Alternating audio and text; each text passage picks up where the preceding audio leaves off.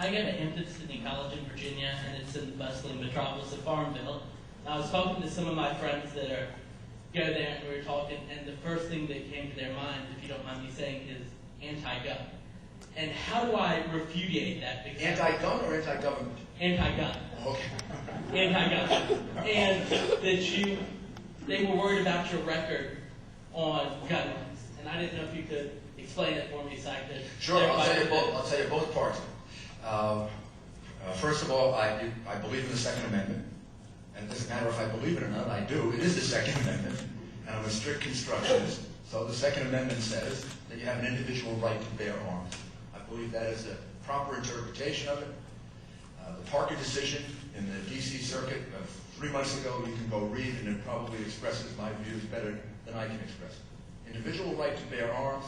If there are restrictions, they have to be reasonable. If they go too far, they're unconstitutional, as they did in the District of Columbia. Now, what your friends are probably concerned about is my history as mayor of New York City, because I enforced the gun laws in New York very aggressively.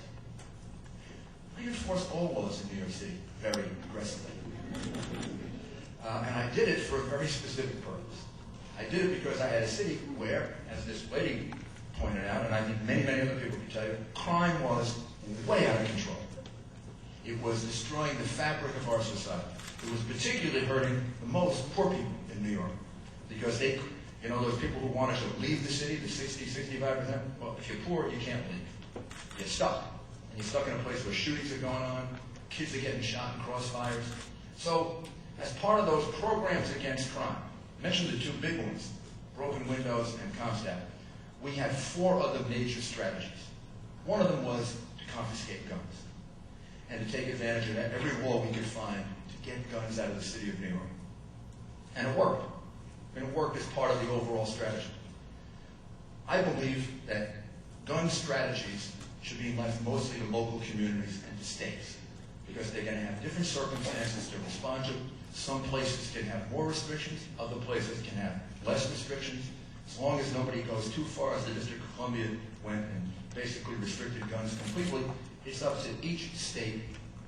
In some cases, even within a state, local communities making their own decisions about it. And I think that your friends would find that my being president isn't going to be much different than the way things are right now. Because I think the balance is a constitutional one, and it should be done on a state-by-state basis.